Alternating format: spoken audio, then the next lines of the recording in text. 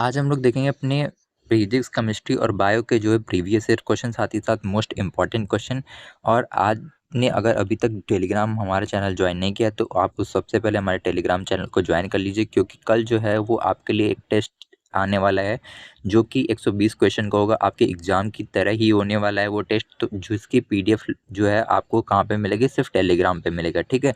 तो आप जल्दी से जल्दी जो है हमारे टेलीग्राम चैनल को ज्वाइन कर लीजिए, जिससे कि आप उस एग्ज़ाम उस टेस्ट को दे पाएँ, ठीक है। और आपकी जो प्रैक्टिस है वो और अच्छी हो पाए, ठीक है। तो आइए चलिए स्टार्ट करते हैं आज की वीडियो को।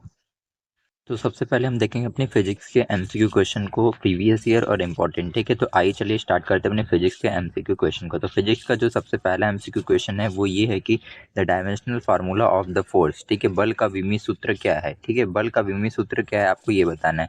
तो आपका जो फोर्स होता है उसका जो विमी सूत्र है वो क्या होता है? MLT-2 होता है, MLT स्क्वायर 2 होता है, या फिर ML-1T-2 होता है, या फिर M-1L-1T-2 होता है। तो क्या होता है फोर्स का विमी सूत्र? तो बल का जो विमी सूत्र होता है वो होता है आपका MLT-2, ठीक है।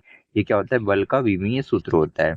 आइए चलते हैं अपने नेक्स्ट क्वेश्चन पे। हमारा जो नेक्स्ट क्वेश्चन है वो ये है कि विच of the following is a vector quantity, यानी निम्न में से कौन सा जो है एक सदिश राशि है, ठीक है। स्पीड है, वर्क है, या पावर है, या फिर मोमेंटम है। तो इनमें से कौन सा जो है एक सदिश राशि है? तो इसमें आपका जो सदिश राशि है वो है आपका मोमेंटम, ठीक है। यानी कि आपका जो ऑप्शन नंबर डी है, मोमेंटम संवेग। संवेग क्या है? एक सदिश राशि है, ठीक। आइए चलते अपने नेक्स्ट क्वेश्चन पे। हमारा जो नेक्स्ट क्वेश्चन है वो ये है कि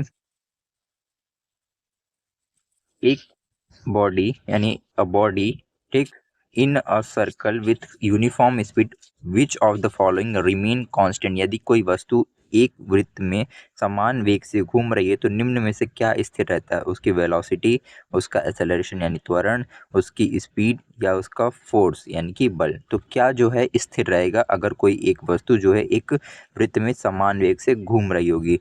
तो उसमें जो आपका स्थिर रहेगा या कांस्टेंट रहेगा वो आपका रहेगा स्पीड, ठीक है। स्पीड वहाँ पे क्या रहेगा? कांस्टेंट रहेगा। आइए चलते हैं अपने नेक्स्ट क्वेश्चन पे।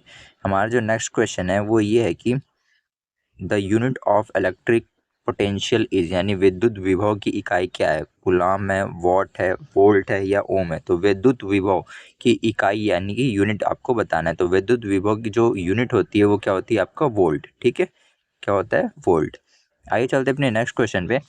हमारा जो नेक्स्ट क्वेश्चन है वो ये है कि which law gives the relation between pressure and volume of gases, यानी कि कौन सा जो नियम गैस के दाब और आयतन के बीच संबंध को बताता है? Boyle's law, Charles law, Avogadro law, या न्यूटन लॉ? बॉयल्स का नियम, चार्ल्स का नियम, एवोगाद्रो का नियम, या न्यूटन का नियम? कौन सा ऐसा नियम है जो गैस के दाब और आयतन के बीच का संबंध बताता है? तो आपका जो करेक्ट आंसर है वो है बॉयल्स लॉ, ठीक है, यानी कि बॉयल का नियम। आइए चलते अपने नेक्स्ट क्वेश्चन पे।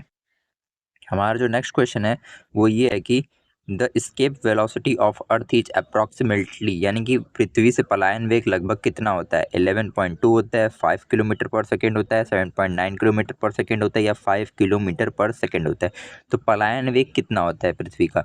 तो पृथ्वी का जो पलायन वेग है वो होता है 11.2 किलोमीटर पर सेकेंड, ठीक है। ये होता है, यानी कि आपका जो ऑप्शन नंबर ए है वो करेक्ट आंसर है इस क्वेश्चन का। आइए चलते अपने नेक्स्ट क्वेश्चन पे।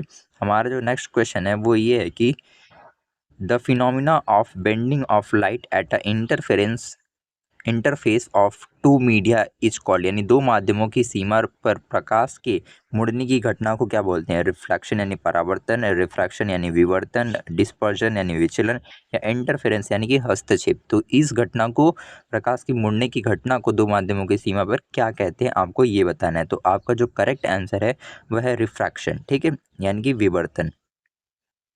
आइए चलते अपने नेक्स्ट क्वेश्चन पे। हमारा जो नेक्स्ट क्वेश्चन है वो ये है कि the SI unit of resistivity, यानी कि प्रतिरोधकता की एसआई इकाई आपको बतानी है। ओम मीटर है, ओम है, ओम अपॉन सेंटीमीटर होता है, या ओम अपॉन मीटर स्क्वायर? तो क्या होता है आपके रेजिस्टिविटी की एसआई यूनिट? तो आपका जो करेक्ट आंसर है वो है ओम मीटर, ठीक है। ओम मीटर प्रतिरोधकता की एसआई इकाई क्या होता है? ओम मीटर। आइए चलते अपने नेक्स्ट क्वेश्चन पे। हमारा जो नेक्स्ट क्वेश्चन है वो ये है कि विच of the following electromagnetic wave has the shortest wavelength, यानी कि निम्न में से किस विद्युत चुम्बकीय तरंग की तरंग दैर्घ्य सबसे कम होती है, रेडियो वेव्स की या माइक्रोवेव की या एक्सरेज की या इंफ्रारेड की। तो किसकी जो विद्युत चुम्बकीय तरंग है वो तरंग दैर्घ्य जो है सबसे कम होती है। तो आपका जो करेक्ट आंसर है वो है एक्सरेज। ठीक है, एक्सरेज की जो विद्युत चुम्बकीय तरंगे की तरंग दैर्घ्य होती है वो सबसे कम होती है। आइए चलते हैं अपने नेक्स्ट क्वेश्चन पे। हमारा जो नेक्स्ट क्वेश्चन है वो ये है कि a transformer work on the principle of, यानी कि ट्रांसफार्मर किस सिद्धांत पर कार्य करता है, ओम के नियम पे या फिर कूलाम के नियम पे या फिर इलेक्ट्रोमैग्नेटिक इंडक्शन यानी विद्युत चुम्बकीय प्रेरण के नियम पे या फिर फोटो इलेक्ट्रिक इफेक्ट यानी प्रकाश विद्युत प्रभाव पे। तो आपका ट्रांसफार्मर किस प्रिंसिपल पे काम करता है? तो आपका जो ट्रांसफार्मर होता है वो काम करता है आपके इलेक्ट्रोमैग्नेटिक इंडक्शन यानी कि विद्युत चुम्बकीय प्रेरण के सिद्धांत पे। ठीक है, तो यानी कि आपका जो ये क्वेश्चन है उसका ऑप्शन नंबर सी जो है वो करेक्ट आंसर है इस क्वेश्चन का। अब हम लोग देखेंगे अपने केमिस्ट्री के एमसीक्यू क्वेश्चन को। तो आइए चलिए स्टार्ट करते हैं अपने केमिस्ट्री के एमसीक्यू क्वेश्चन को। तो केमिस्ट्री का जो हमारा एमसीक्यू क्वेश्चन है पहला वो ये है कि the number of valence electron in carbon is, यानी कार्बन में संयोजक इलेक्ट्रॉनों की संख्या कितनी होती है। तो कार्बन में जो संयोजक इलेक्ट्रॉन होते हैं उनकी संख्या कितनी होती है, 2 होती है, 4 होती है, 6 होती है या 8 होती है। तो आपके जो कार्बन एटम होता है उसमें जो संयोजक इलेक्ट्रॉनों की संख्या होती है वो होती है आपकी 4। ठीक है, कितनी होती है, 4। आइए चलते हैं अपने नेक्स्ट क्वेश्चन पे। हमारा जो नेक्स्ट क्वेश्चन है वो ये है कि विच of the following is an example of heterogeneous mixture, यानी निम्न में से कौन सा एक विषमांगी मिश्रण का उदाहरण है, शुगर सोल्यूशन, एयर, मिल्क या सैंड एंड आयरन फिलिंग्स, यानी कि रेत और बालू के बुरादे। तो इसमें से क्या जो है एक विषमांगी मिश्रण है या हेट्रोजीनस मिक्सचर है। तो आपका जो करेक्ट आंसर है वो है सैंड एंड आयरन फिलिंग, यानी कि रेत और लोहे के बुरादे। ठीक है, आइए चलते हैं अपने नेक्स्ट क्वेश्चन पे। हमारा जो नेक्स्ट क्वेश्चन है वो ये है कि pH of neutral solution is, यानी कि एक तटस्थ विलयन का पीएच कितना होता है। पीएच मान बताना है आपको एक तटस्थ विलयन का, 0 होता है, 14 होता है, 7 होता है या 1 होता है। तो जो तटस्थ विलयन होता है उसका जो पीएच मान होता है वो कितना होता है, 7 होता है। ठीक है, आइए चलते हैं अपने नेक्स्ट क्वेश्चन पे। हमारा जो नेक्स्ट क्वेश्चन है वो ये है कि अवागाद्रो नंबर इज, यानी अवागाद्रो संख्या कितनी होती है। अवागाद्रो संख्या आपको बताना है। तो आपका जो अवागाद्रो संख्या होती है उसका जो वैल्यू होता है 6.022 इंटू 10⁻23 होता है। ठीक है, आइए चलते हैं अपने नेक्स्ट क्वेश्चन पे। हमारा जो नेक्स्ट क्वेश्चन है वो ये है कि विच of the following is a strong acid, निम्न में से कौन सा एक मजबूत अम्ल है, CH3COOH है, H2CO3 है, HCl है या NH4OH है। तो इसमें से आपको क्या बताना है, स्ट्रॉन्ग एसिड बताना है। तो इसमें आपका जो स्ट्रॉन्ग एसिड है वो है HCl। ठीक है, HCl क्या है, इन ऑप्शन में एक स्ट्रॉन्ग एसिड है। ठीक है, आइए चलते अपने नेक्स्ट क्वेश्चन पे। हमारा जो नेक्स्ट क्वेश्चन है वो ये है कि the molecular formula of glucose is, यानी कि ग्लूकोज का आणविक सूत्र आपको बताना है। तो आपका जो ग्लूकोज मॉलिक्यूल होता है उसका जो आणविक सूत्र होता है वो आपको बताना है। ठीक है, मॉलिक्यूलर फार्मूला जो होता है आपके ग्लूकोज का वो होता है C6H12O6। ठीक है, इसमें से आपको जो ऑप्शन नंबर ए है C6H12O6 जो है, ऑप्शन नंबर ए जो है वो करेक्ट आंसर है इस क्वेश्चन का। ठीक है, आइए चलते अपने नेक्स्ट क्वेश्चन पे। हमारा जो नेक्स्ट क्वेश्चन है वो ये है कि which gas involve when zinc react with the diluted HCl, जब जिंक को डाइल्यूटेड HCl के साथ अभिक्रिया कराई जाती है तो कौन सी गैस निकलती है। यानी कि आपका ये क्वेश्चन ये पूछना चाहता है कि जब जिंक जो है वो डाइल्यूटेड HCl के साथ रिएक्शन करता है तो कौन सी गैस निकलती है, ऑक्सीजन निकलती है, कार्बन डाइऑक्साइड निकलती है, हाइड्रोजन निकलती है या फिर नाइट्रोजन निकलती है। ठीक है, तो आपका जो करेक्ट आंसर है वो है हाइड्रोजन। ठीक है, जब जिंक जो है वो डाइल्यूटेड HCl के साथ अभिक्रिया करता है तो आपका हाइड्रोजन गैस रिलीज होती है। ठीक है, हाइड्रोजन गैस रिलीज होती है, यानी कि आपका जो ऑप्शन नंबर सी है वो करेक्ट आंसर है इस क्वेश्चन का। आइए चलते हैं अपने नेक्स्ट क्वेश्चन पे।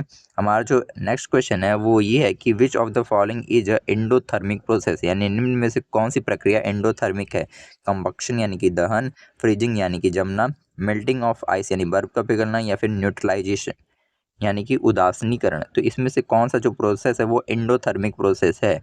तो इसमें आपका जो मेल्टिंग ऑफ आइस है यानी बर्फ का पिघलना है वो एंडोथर्मिक प्रोसेस है। ठीक है, आइए चलते अपने नेक्स्ट क्वेश्चन पे।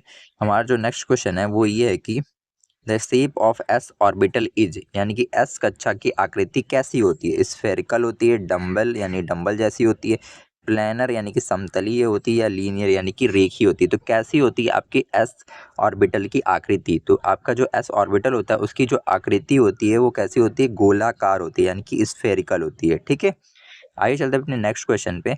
हमारा जो नेक्स्ट क्वेश्चन है वो ये है कि the bond formed by sharing of electron is, यानी कि इलेक्ट्रॉनों के साझा करने से बना बंध क्या कहलाता है? आयनिक बॉन्ड कहलाता है, मेटालिक बॉन्ड कहलाता है, कोवैलेंट बॉन्ड कहलाता है या हाइड्रोजन बॉन्ड कहलाता है? तो इनमें से अगर शेयरिंग ऑफ इलेक्ट्रॉन यानी इलेक्ट्रॉनों के साझा करने से जो बॉन्ड बनता है, बॉन्ड बनता है या बंध बनता है, उसे क्या कहते हैं? ये पूछना चाहते हैं ये सवाल आपसे। तो उस बॉन्ड को बोलते हैं आपका कोवैलेंट बॉन्ड यानी कि सहसंयोजक बंध बोलते हैं। ठीक है, अब हम लोग देखें अपने बायोलॉजी के एमसीक्यू क्वेश्चन को। तो आइए चलिए स्टार्ट करते हैं अपने बायोलॉजी के एमसीक्यू क्वेश्चन से। तो बायोलॉजी का सबसे पहला जो एमसीक्यू क्वेश्चन है वो ये है कि विच of the following is an example of auto immune disease, यानी निम्नलिखित में से कौन सा एक स्व प्रतिरक्षी रोग का उदाहरण है? मलेरिया, रूमेटो अर्थराइटिस, ट्यूबरकुलोसिस या फिर कॉलरा? तो इसमें से कौन सा जो है वो ऑटो इम्यून डिजीज है या स्व प्रतिरक्षी रोग है? तो आपका जो करेक्ट आंसर है वो है आपका रूमेटेड अर्थराइटिस। ठीक है, रोमेटेड अर्थराइटिस क्या है? एक ऑटो इम्यून डिसऑर्डर है। ठीक है, आइए चलते हैं अपने नेक्स्ट क्वेश्चन पे। हमारा जो नेक्स्ट क्वेश्चन है वो ये है कि the functional unit of kidney, यानी कि वृक्क यानी कि किडनी की क्रियात्मक इकाई क्या होती है? न्यूरॉन होता है, नेफ्रॉन होता है, एल्वेलाई होता है या फिर एक्सॉन होता है? तो देखिए, न्यूरॉन जो होता है वो ब्रेन सेल्स में पाए जाते हैं, ब्रेन में पाया जाता है। ठीक है, एल्वेलाई जो होता है आपका लंग्स में पाया जाता है। ठीक है, तो आपका ये इसमें से ऑप्शन नंबर बी यानी कि नेफ्रॉन जो है वो करेक्ट आंसर है इसका, क्योंकि नेफ्रॉन ही क्या होता है? आपकी किडनी की क्या होता है? फंक्शनल यूनिट होता है। ठीक है, जो ब्लड फिल्ट्रेशन में हेल्प करता है। आइए चलते हैं अपने नेक्स्ट क्वेश्चन पे। हमारा जो नेक्स्ट क्वेश्चन है वो ये है कि photosynthesis take place in which part of plant cell, यानी पादप कोशिका के किस भाग में प्रकाश संश्लेषण होता है? माइट्रोकांडिया, राइबोसोम, क्लोरोप्लास्ट या गोल्गी बॉडी यानी कि गोल्गी निकाय में? तो किस में जो है फोटोसिंथेसिस की प्रक्रिया होती है पौधों में? तो आपका जो करेक्ट आंसर है वो है क्लोरोप्लास्ट। ठीक है, क्लोरोप्लास्ट जो पार्ट होता है उस प्लांट का, उसमें क्या होता है? आपका फोटोसिंथेसिस की प्रक्रिया होती है। आइए चलते हैं अपने नेक्स्ट क्वेश्चन पे। हमारा जो नेक्स्ट क्वेश्चन है वो ये है कि which blood group is called the universal donor, यानी किस रक्त समूह को सर्व सार्वत्रिक दाता कहा जाता है? ए को, बी को, ए बी को या ओ को? तो यूनिवर्सल डोनर कौन सा होता है? ठीक है, तो वो यूनिवर्सल जो डोनर होता है वो होता है ब्लड ग्रुप ओ। ठीक है, ओ जो ब्लड ग्रुप होता है वो क्या होता है? यूनिवर्सल डोनर होता है यानी सार्वत्रिक दाता होता है। आइए चलते हैं अपने नेक्स्ट क्वेश्चन पे। हमारा जो नेक्स्ट क्वेश्चन है वो ये है कि which hormone regulates blood sugar level, यानी कि रक्त शर्करा स्तर को नियंत्रित करने वाला हार्मोन कौन सा है? एड्रेनलिन है, इंसुलिन है, थायरॉक्सिन है या एस्ट्रोजन है? तो ब्लड शुगर लेवल को जो रेगुलेट करने वाला हार्मोन होता है वो होता है आपका इंसुलिन। ठीक है, जो पैंक्रियाज की बीटा सेल से सिक्रीट होता है। आइए चलते हैं अपने नेक्स्ट क्वेश्चन पे। हमारा जो नेक्स्ट क्वेश्चन है वो ये है कि the largest gland in the human body, यानी मानव शरीर की सबसे बड़ी ग्रंथि कौन सी होती है? पैंक्रियाज होता है, थायराइड होता है, लिवर होता है या एड्रिनल होता है? तो सबसे बड़ी जो ग्रंथि होती है वो होता है आपका लिवर। ठीक है, यानी कि यकृत, यकृत जो है वो सबसे बड़ी ग्रंथि होती है ह्यूमन बॉडी में। आइए चलते हैं अपने नेक्स्ट क्वेश्चन पे। हमारा जो नेक्स्ट क्वेश्चन है वो ये है कि DNA is mainly found in, यानी कि डीएनए मुख्य रूप से कहाँ पाया जाता है? राइबोसोम में, न्यूक्लियस में, साइटोप्लाज्म में या गोल्गी अपार्टस में? तो कहाँ पे जो है आपका डीएनए पाया जाता है? आपसे ये पूछ रहा है। तो डीएनए जो है वो कहाँ पे पाया जाता है? न्यूक्लियस में। ठीक है, आइए चलते अपने नेक्स्ट क्वेश्चन पे। हमारा जो नेक्स्ट क्वेश्चन है वो ये है कि विच of the following is a bacterial disease, यानी कि निम्न में से कौन सा एक जीवाणु जनित यानी कि बैक्टीरिया से होने वाली डिजीज है? एड्स, मलेरिया, ट्यूबरकुलोसिस या इन्फ्लुएंजा? ठीक है, तो इसमें से कौन सा जो है बैक्टीरिया से होने वाली डिजीज है? तो इसमें जो आपका ट्यूबरकुलोसिस है वो एक बैक्टीरिया से होने वाली डिजीज है। ठीक है, आइए चलते अपने नेक्स्ट क्वेश्चन पे। हमारा जो नेक्स्ट क्वेश्चन है वो ये है कि which vitamin synthesised in the skin by the sunlight, यानी कि सूर्य के प्रकाश द्वारा त्वचा में कौन सा विटामिन बनता है?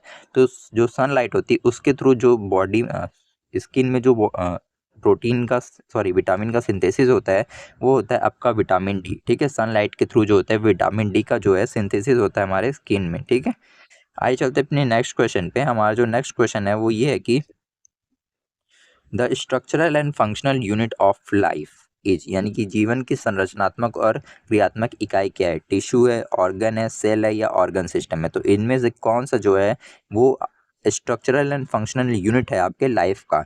तो आपका जो करेक्ट आंसर है वो है सेल। ठीक है, सेल क्या होता है? स्ट्रक्चरल एंड फंक्शनल यूनिट होता है लाइफ का, ठीक है। तो आपका ऑप्शन नंबर जो सी है वो करेक्ट आंसर है इस क्वेश्चन का।